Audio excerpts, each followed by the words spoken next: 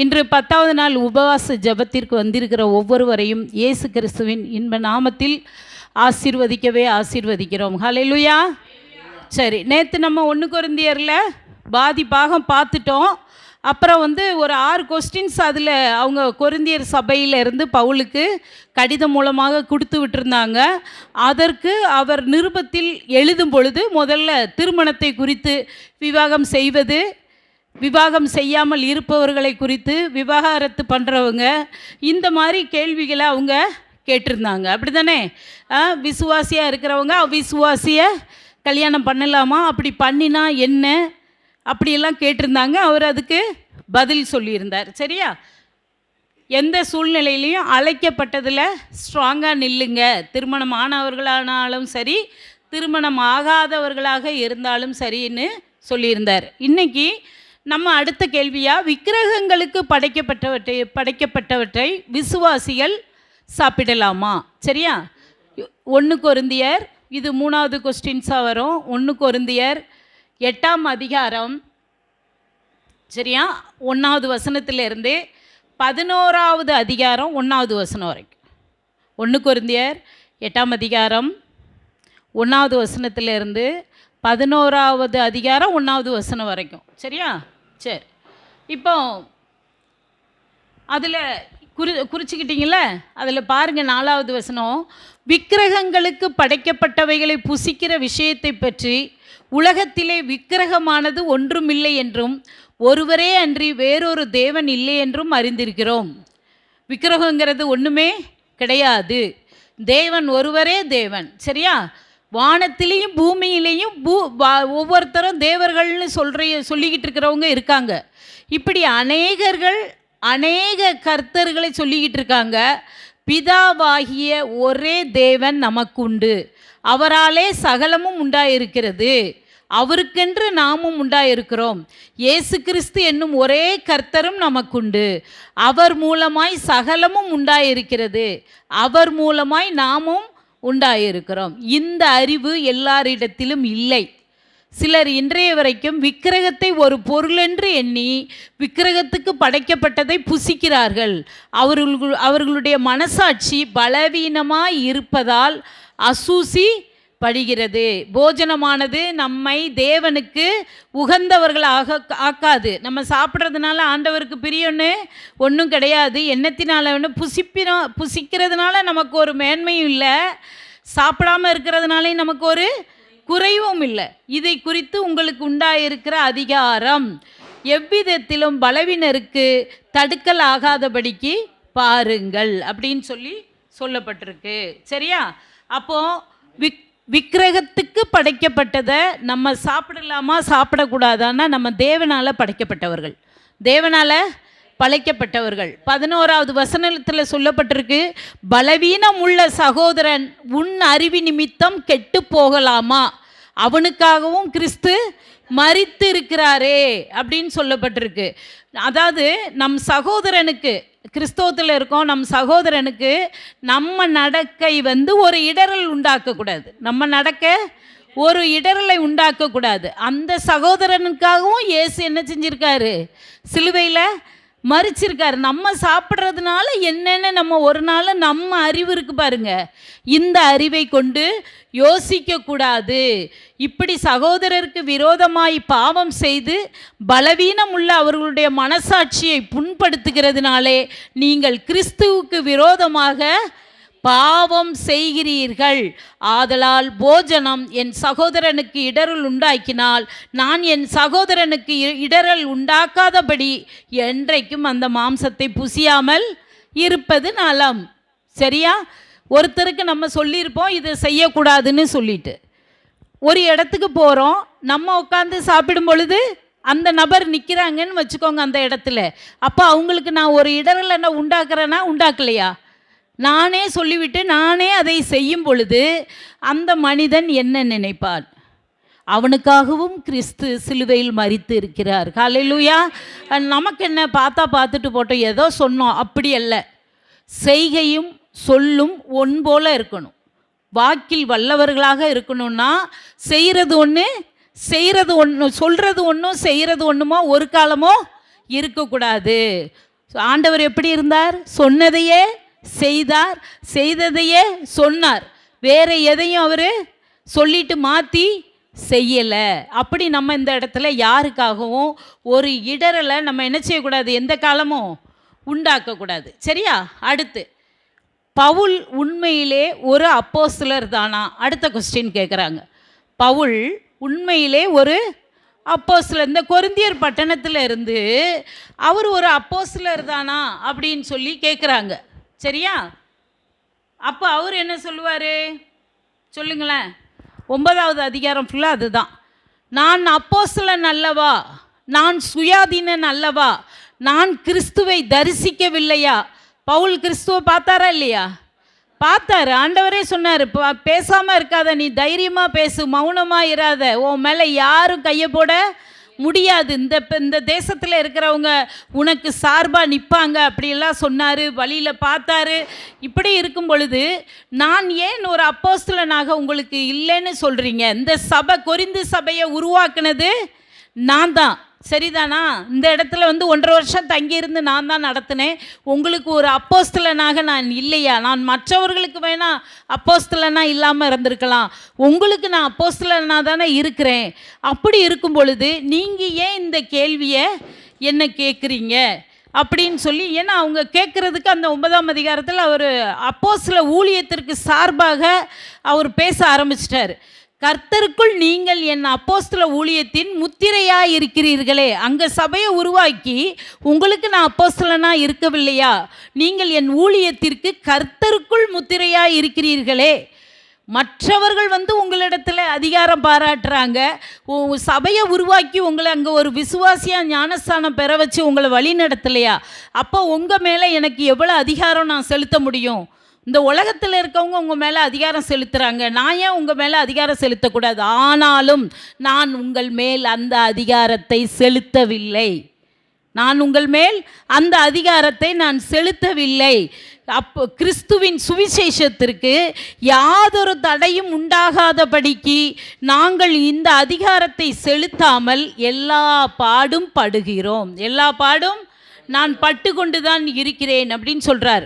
சுவிசேஷத்தை அறிவிக்கிறவர்களுக்கு சுவிசேஷத்தினாலே பிழைப்பு உண்டாக வேண்டுமென்று கர்த்தரும் கட்டளையிட்டிருக்கிறாரே.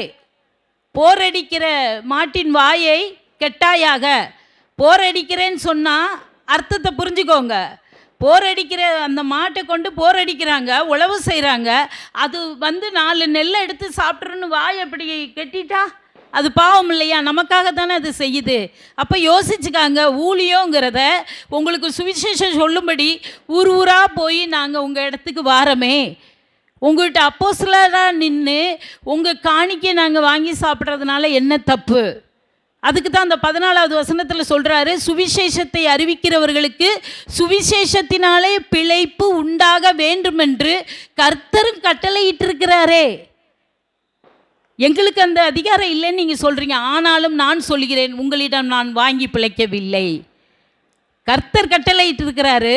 15வது வசனத்தில் சொல்கிறார், நான் உங்களிடம் வாங்கி பிழைக்கவில்லை. நான் வாங்கி அப்படி இருந்தும் நான் இவைகளில் ஒன்றையும் அனுபவிக்கவில்லை. இப்படி எனக்கு நடக்க வேண்டும் என்றும் நான் எழுதவில்லை, இப்படி எழுதவில்லை என்று மேன்மை பாராட்டுதலை ஒருவன் அவந்தமாக்குகிறதை பார்க்கிலும் சாகிறது எனக்கு நலமாக இருக்கும்.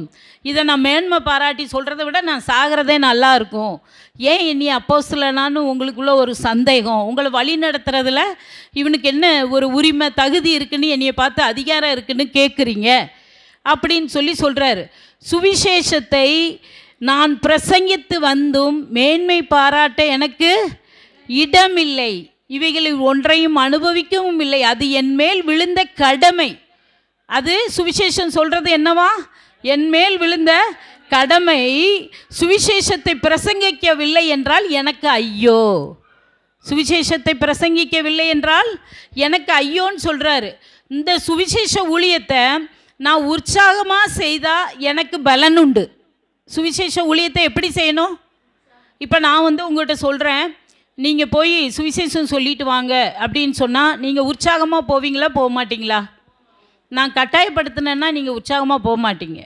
உங்கள் மனசில் ஆண்டவர் மேலே ஒரு அன்பு இருந்து தேவனுடைய ராஜ்யம் விரிவடையணும்னு நினச்சிங்கன்னா, நம்ம பெற்றுக்கொண்ட இந்த ஸ்லாக்கியத்தை மற்றவங்களும் பெற்றுக்கொள்ளணும்னு நினச்சிங்கன்னா அன்போடு போவீங்க.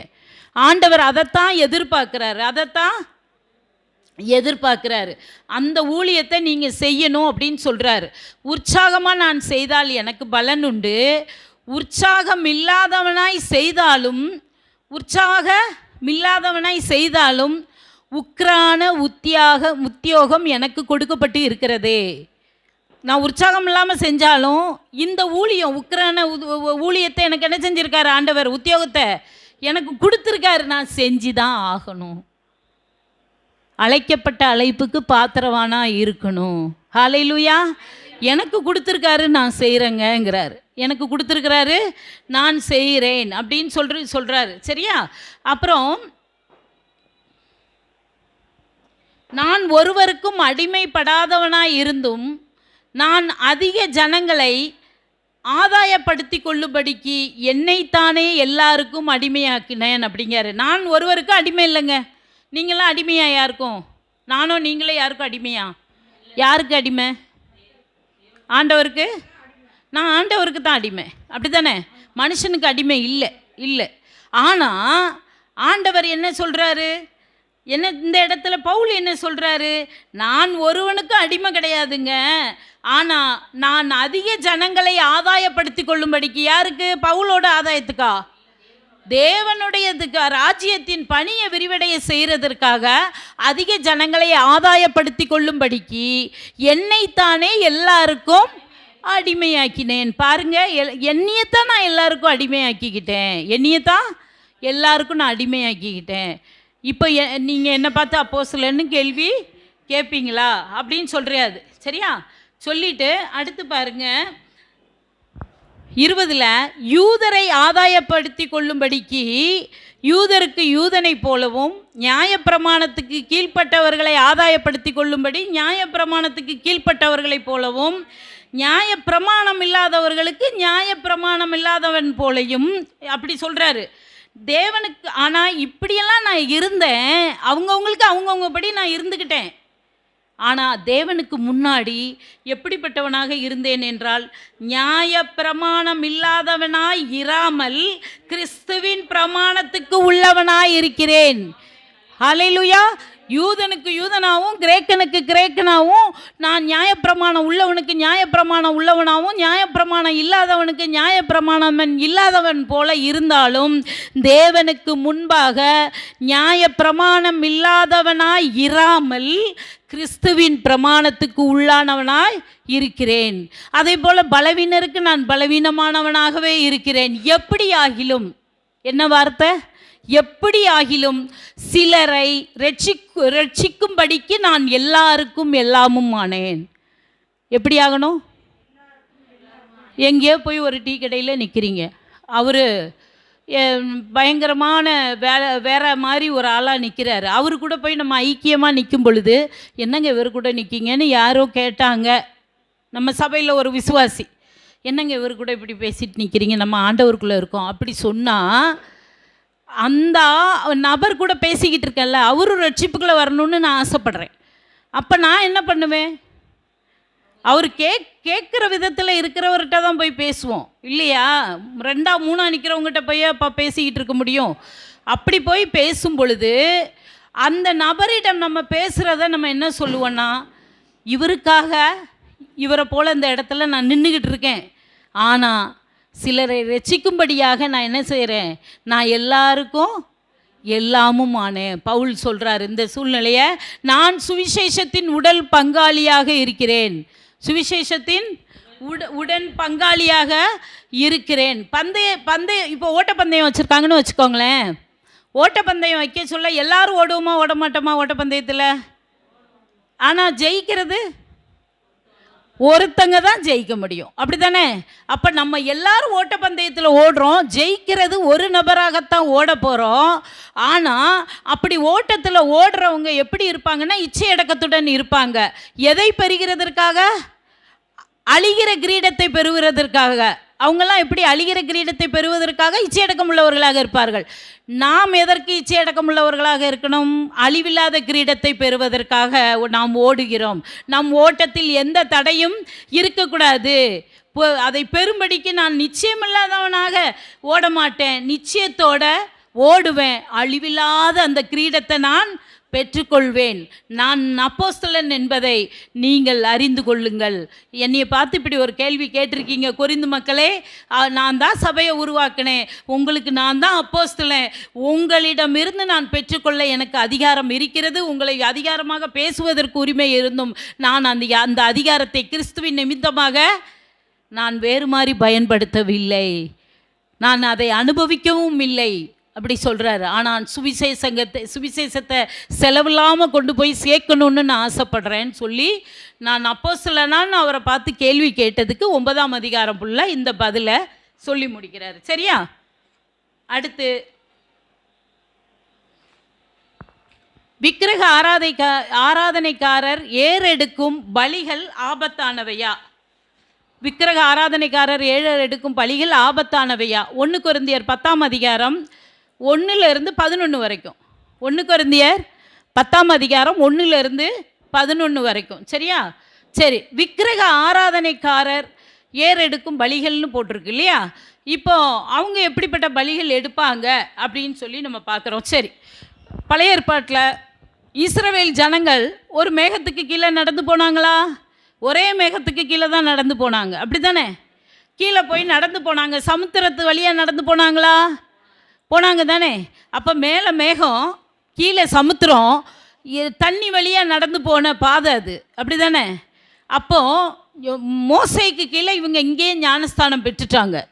மோசேக்கு கீழே இந்த 10ஆம் அதிகாரத்தில் பார்த்தீங்கன்னா 10:2 எல்லாரும் மோசைக்குள்ளாக மேகத்தினாலும் சமுத்திரத்தினாலும் ஞானஸ்தானம் பண்ணப்பட்டார்கள். எல்லாரும் ஒரே ஞான போஜனத்தை புசித்தார்கள். எல்லாரும் ஒரே ஞான பானத்தை குடித்தார்கள். புசிப்பும் குடிப்பும் என்னது இங்கே? அப்பமும் திராட்சை ரசமும் சரீரத்தையும் இரத்தத்தையும் குறிக்குது. சரி, அது பழைய ஏற்பாட்டிலே அவர்கள் ஞானஸ்தானம் பெற்றதை சொல்லப்பட்டிருக்கு. சரி, அப்போ அந்த ஞான பானம் எங்கேருந்து அவர்களுக்கு வனாந்தரத்தில் எங்கேருந்து கிடைச்சது? அவர்கள் கூடயே ஒரு பாறையாக ஞான கண்மலை சென்று கொண்டே இருந்தது. அந்த ஞான கண்மலை கிறிஸ்துவே. ஹல்லேலூயா! அவரிடமிருந்தே அந்த ஞானபானம் நமக்கு கிடைத்தது. சரியா? ஆனாலும் அதை ருசித்தவர்கள் அதிகமான பேர்களிடத்தில் தேவன் பிரியமாக இருக்கல. ஏன் பிரியமாக இருக்கல? பார்த்தீங்களா? அது ஆண்டவர் மேலே இதெல்லாம் நம்ம பெற்றுக்கொண்டாலும் அவர் மேலே அவங்க என்ன இருந்தில்லை, பிரியமா இல்லை. ஆண்டவர் பார்க்குறாரு, வனாந்தரத்திலே அவர்கள் அழிக்கப்பட்டார்கள். இச்சையெல்லாம் அதிகமாக அவங்களுக்குள்ள இருந்தது. அப்புறம் அவர்கள் இச்சித்தது போல நாமும் பொல்லாதானவைகளை இச்சிக்காதபடிக்கு இவைகள் நமக்கு திருஷ்டாந்தங்களாக எழுதப்பட்டிருக்கிறது. இன்னைக்கு வரைக்கும் நம்ம கடைசி காலங்களில் நிற்கிறோம். இயேசுவோட வருகை எப்போனாலும் வரும். ஆனாலும் இன்னைக்கு நமக்கு ஏன் இதை ஞாபகப்படுத்த, நினைவு கூறும்படிக்கு திருஷ்டாந்தமாக உங்களுக்கு எழுதப்பட்டிருக்கிறதுனா கடைசி கால எச்சரிக்கையிலேயே ஞாபகமாக இருந்துக்கோங்க. இந்த பாவத்தை, இந்த தவறுகளை செய்யாதீங்க. இந்த பாவத்தை, இந்த தவறுகளை ஒரு காலமும் செய்யக்கூடாது.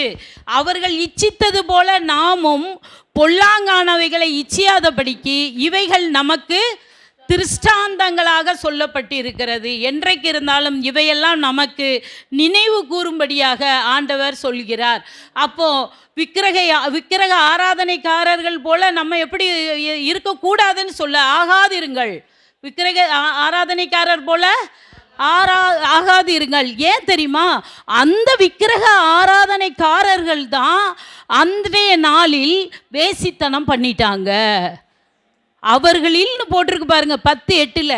விக்கிரக ஆராதனைக்காரர்களில் அவர்களில் வேசித்தனம் பண்ணி ஒரே நாளில் அட் அ டைமில் 23,000 நபர்கள் என்ன செஞ்சுருக்காங்க?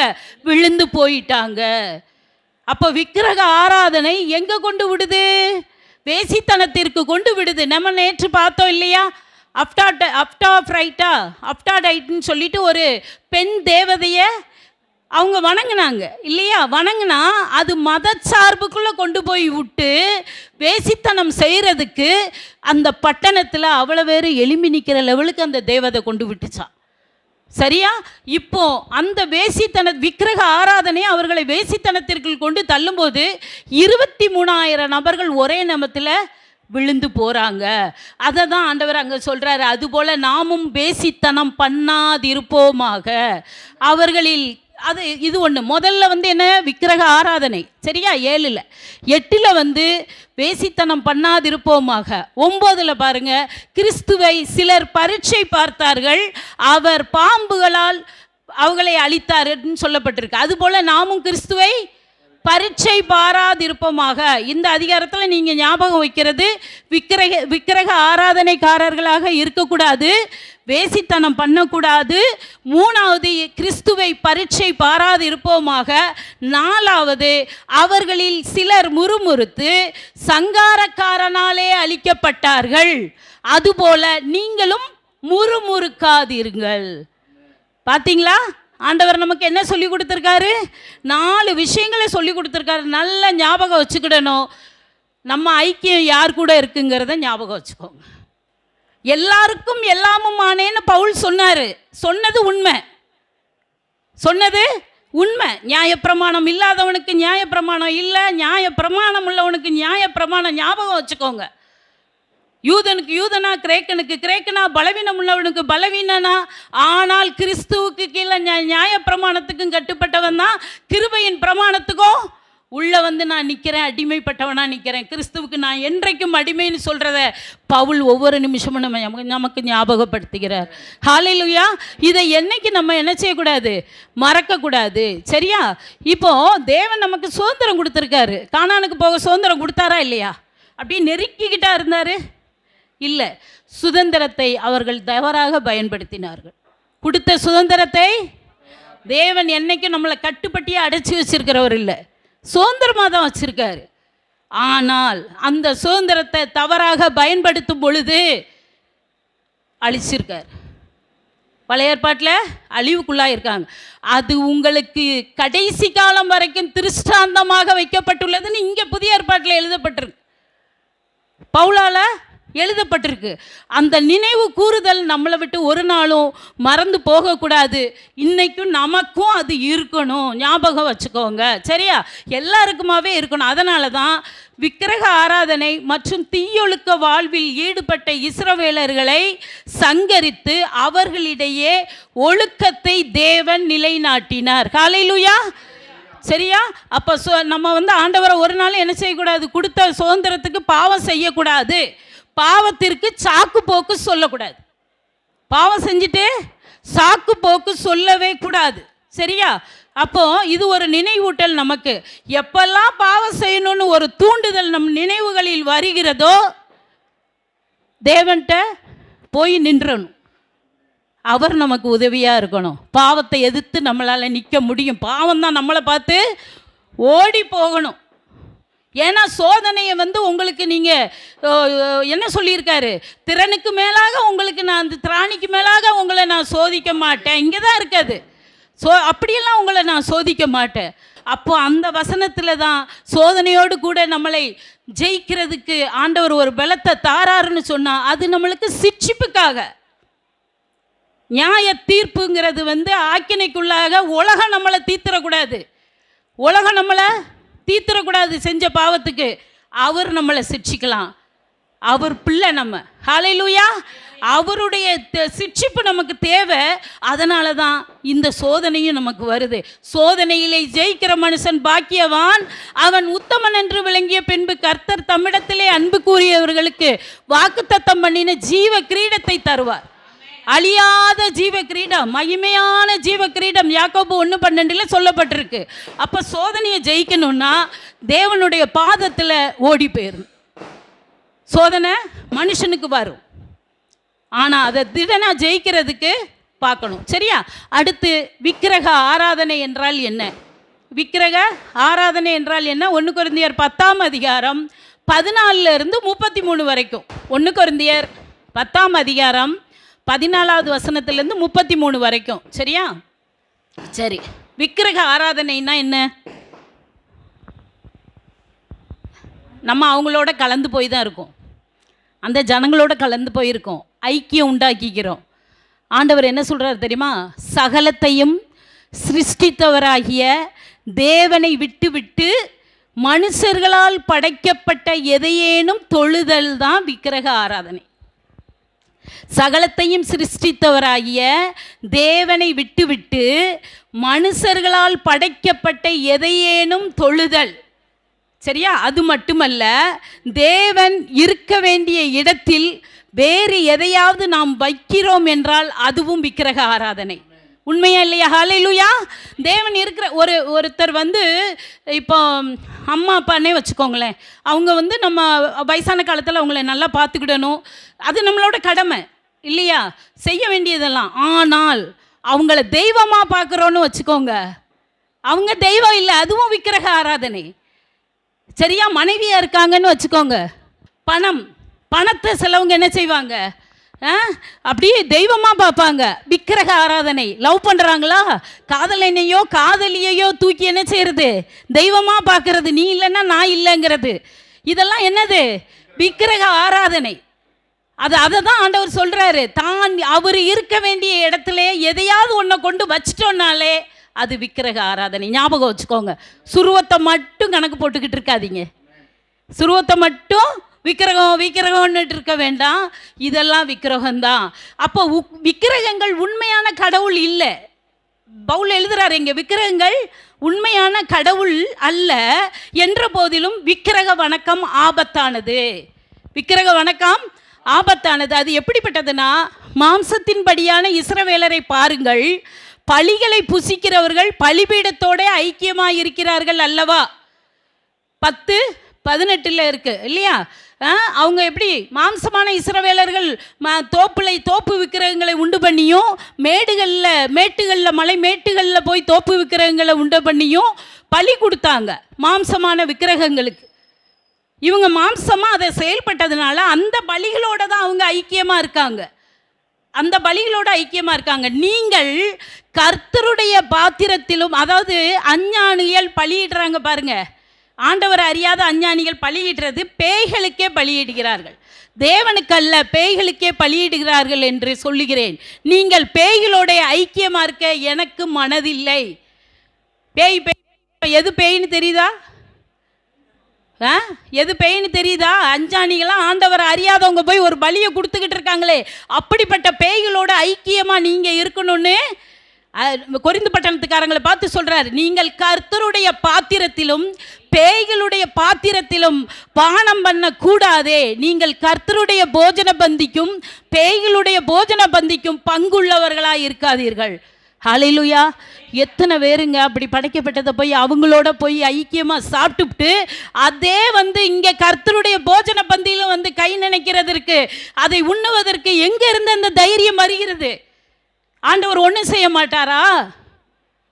அவருடைய கண்கள் பூமி எங்கும் உலாவி கொண்டு இருக்கிறது. நல்லோர் மேலேயும் இருக்கு, கெட்டோர் மேலேயும் இருக்கு. பாதாளத்தில் போய் படுக்கையை போட்டாலும் அவர் நம்மளை காண்கிற தேவனாக இருக்கிறார். எந்த தைரியத்தில் நம்ம அந்த கையை கொண்டு ஒரு ஐக்கியம் எங்கெங்க இருக்குங்கிறது நம்ம இருதயம் பயப்படணுங்க ஆண்டவருக்கு.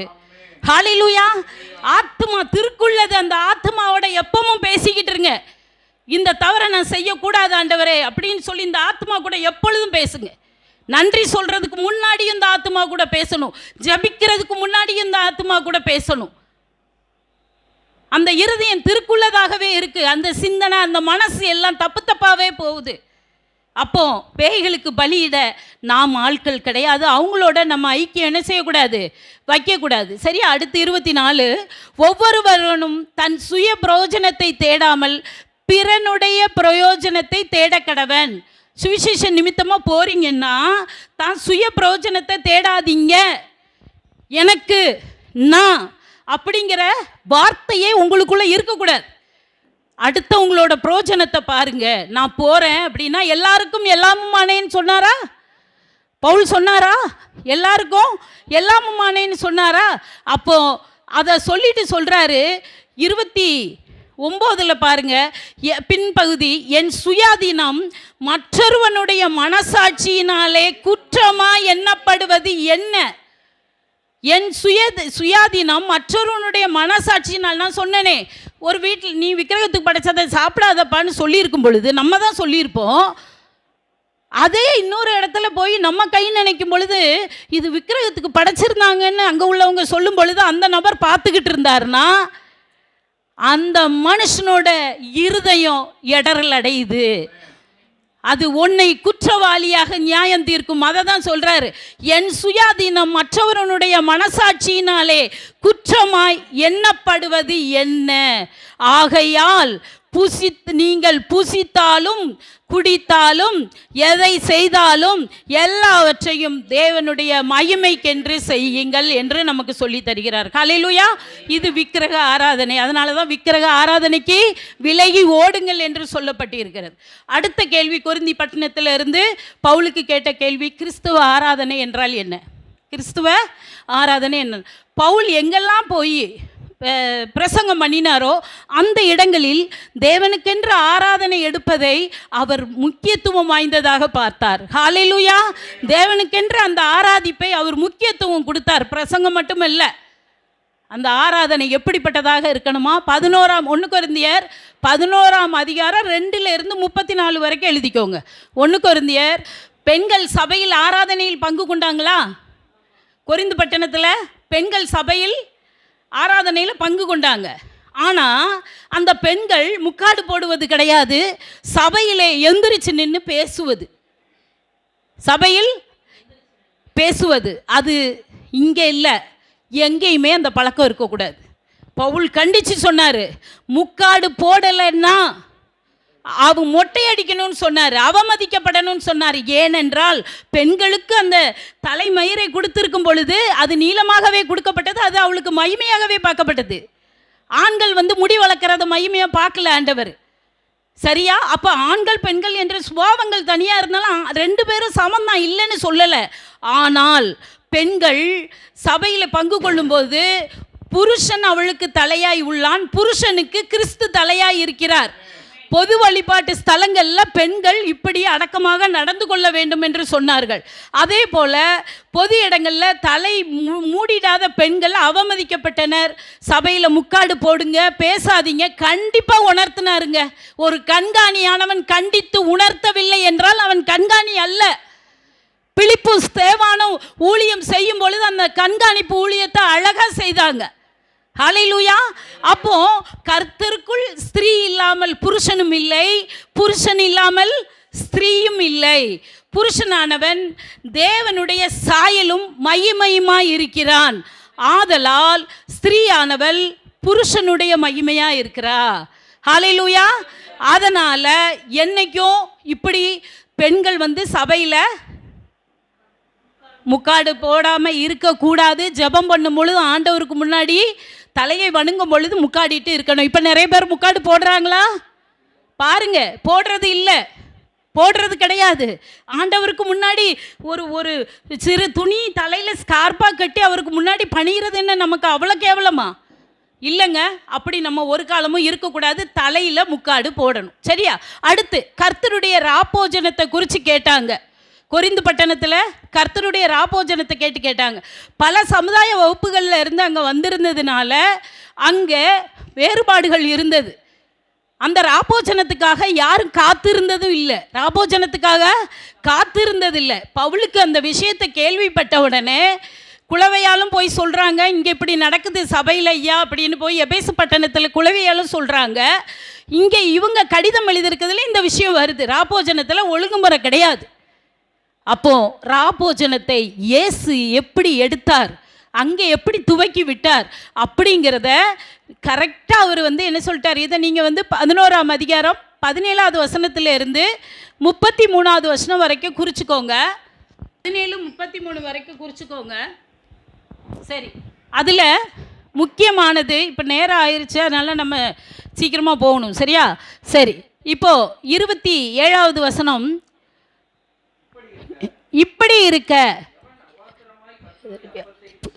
எவன் அபாத்திரமாய் கர்த்தருடைய அப்பத்தை புசித்து அவருடைய பாத்திரத்தில் பானம் பண்ணுகிறானோ அவன் கர்த்தருடைய சரீரத்தையும் இரத்தத்தையும் குறித்து குற்றம் உள்ளவனாய் இருப்பான்.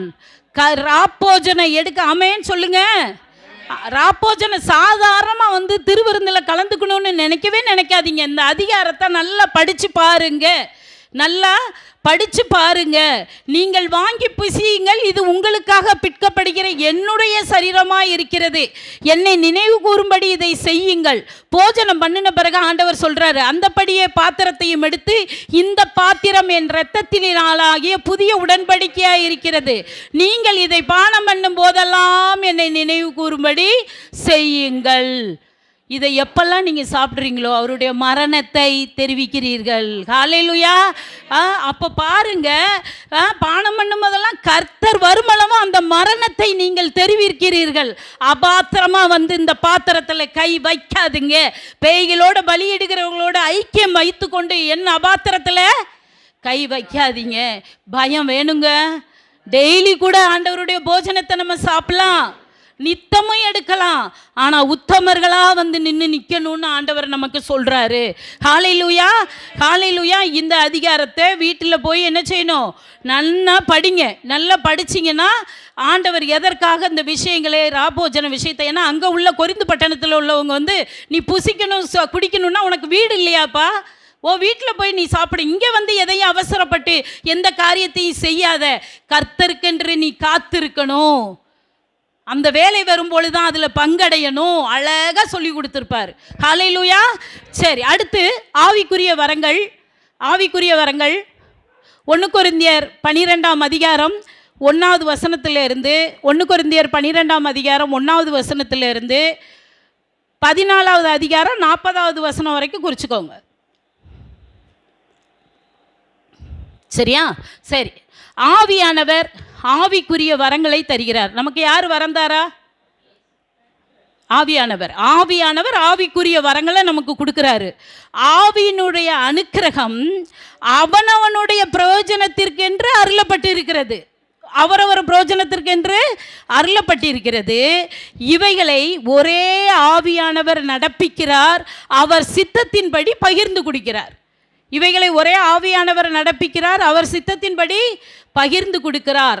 ஆவியின் வரங்களில் வித்தியாசம் உண்டு, வரங்களில் வித்தியாசம் உண்டு. ஆவியானவர் ஒருவரே. ஹல்லேலூயா. ஆவியின் வரங்கள் யாவும் தனிப்பட்ட நபர் நலனுக்கு இல்லை ஒரு காலமும்.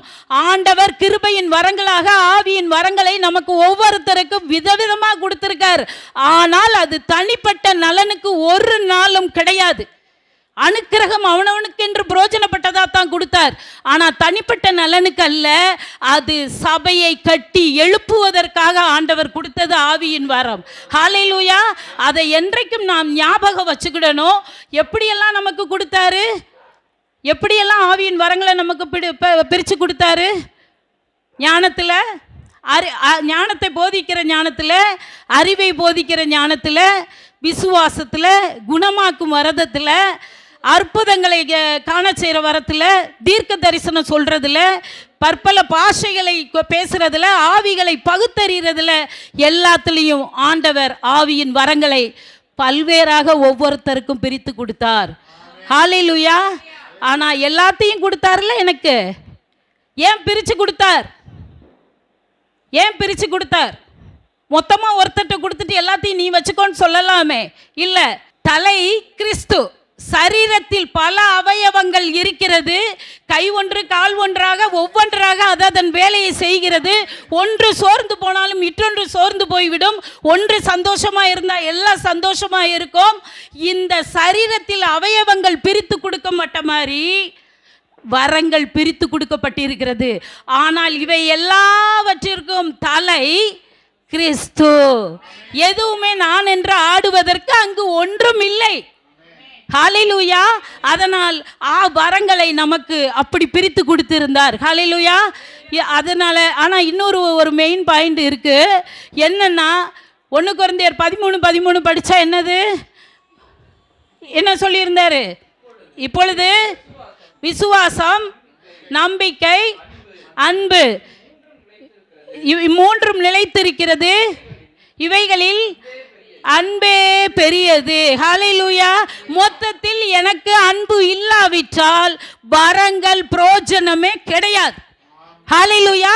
நானும் கிறிஸ்தவன்னு சொல்லிட்டு கிறிஸ்துவுக்குள்ள தேறினவர்களை ஆலயத்துக்குள்ள என்னைய காட்டிக்கிட்டு மற்றவர்களை நேசிப்பதற்கு என் உள்ளத்தில் அன்பு இல்லை, அவர்களை விலக்கி பார்ப்பது இல்லை, நமக்கு கீழே பார்ப்பது என்றால் சபைக்குள்ளேயே இந்த மனதுக்குள்ள இந்த என்ன அன்பு இல்லாத ஒருவராக இருந்தால் நமக்கு எந்த வரங்கள் இருந்து என்ன பிரயோஜனம்? என்ன ஒரு பிரயோஜனமும் கிடையாது. கிறிஸ்து நமக்கு தலையாக இருக்கிறார். ஹல்லேலூயா. ஏன் ஆண்டவர் என்ன சொன்னார்? துர்க்குணத்திலே நீங்கள் குழந்தைகளாயிருங்கள். துர்க்குணத்திலே குழந்தைகளுக்கு ஒன்றும் தெரியாது, அந்த மாதிரி துர்க்குணத்தில் கெட்ட குணத்தில் ஒன்றும் தெரியாதவங்களா இருங்க, புத்தியில் தேறினவங்களா இருங்க. ஹல்லேலூயா. சகலமும் நல்லொழுக்கமும் கிரமமாய் செய்யணும்னு சொல்லிட்டாரு. சகலமும் நல்லொழுக்கமும் கிரமமாய் செய்யுங்கன்னு சொல்லிட்டாரு. அடுத்து கிறிஸ்துவின் மரித்தல் உயிர்த்தெழுதலை குறித்து கேட்டாங்க. கடைசி அதிகாரத்தில் 15ஆம் அதிகாரத்தில் 50-51, சகோதரரே நான் சொல்லுகிறது என்னவெனில் மாம்சமும் இரத்தமும் தேவனுடைய ராஜ்யத்தை சுதந்தரிக்க மாட்டாது, அழிவுள்ளது அழியாமையை சுதந்தரிப்பது இல்லை. இதோ ஒரு ரகசியத்தை உங்களுக்கு அறிவிக்கிறேன், நாம் எல்லாரும் நித்திரை அடைவதில்லை, ஆகிலும் கடைசி எக்காலம் தொனிக்கும் போது ஒரு நிமிஷத்திலே ஒரு இமைப்பொழுதிலே நாம் எல்லாம் மறுரூபமாக்கப்படுவோம். ஹல்லேலூயா. இப்போ நம்ம கிறிஸ்து மரித்து உயிர்த்தெழுந்தாரா? உயிர்த்தெழுந்து 500 பேருக்கு எல்லாருக்கும் என்ன செஞ்சாரு? காட்சி அளித்தார். அப்புறம்தான் மறுரூபமானார். அப்போ கிறிஸ்துவுக்கே மரித்து உயிர்த்தெழுதல் இல்லை என்றால் நம்மளுக்கும் இல்லை. ஏன்னா கிறிஸ்து மரித்து உயிர்த்தெழுதலின் முதற் பலனானார். ஒரு விவசாயம் பண்ணுறாங்கன்னா விவசாயம் பண்ணுறதுல முதல்ல கொஞ்சத்தை எடுத்து ஆண்டவருக்கு ஏன் படைக்கிறாங்கன்னா, ஐயா உங்களுக்கு இதை முதற் பலனாக படைக்கிறேன், மீதி நான் அறுவடை செய்ய போகிறதெல்லாம் எனக்கு அந்த முதற் பலனை போல் பெருக செய்யுங்க, அதே போல் எனக்கு பெருகணும் அப்படின்னு சொல்கிறதுக்கு அடையாளம். மீதியெல்லாம் நல்லபடியாக நான் அறுத்து எடுக்கணும்னு அர்த்தம். கிறிஸ்து மரித்து உயிர்த்தெழுதலின் முதற் பலனான் ஆனார் என்றால் நம்ம எல்லாரையும் மரித்து உயிர்த்தெழ வைப்பதற்கே அந்த முதற் பலனாக கிறிஸ்து தன்னை அர்ப்பணித்தார். ஹல்லேலூயா. கிருபாதார பலியாக ஒன்றுக்காக இன்னொன்றை படைப்பதற்காக, என் பாவத்திற்காக நம் பாவத்திற்காக தன்னையே அர்ப்பணித்தார். ஸோ மரித்தலும் உயிர்த்தெழுதலும் மகிமையான சரீரம் நமக்கு 2ஆம் வருகையின் போது கொடுத்து மத்திய வானிலை அவரோட கூட இருப்போம். ஹல்லேலூயா. சரி, நாளைக்கு என்ன பார்க்க போகிறோம்? 2 கொரிந்தியர் பார்க்க போகிறோம். மலையிலையும் ஒவ்வொருத்தராக வந்து ஆண்டவருடைய வார்த்தையை கேட்கறதுக்கு உட்கார்ந்துருக்கீங்க. கர்த்தர் தாமே உங்களை ஆசீர்வதிப்பாராக. ஹல்லேலூயா. ஆமென்.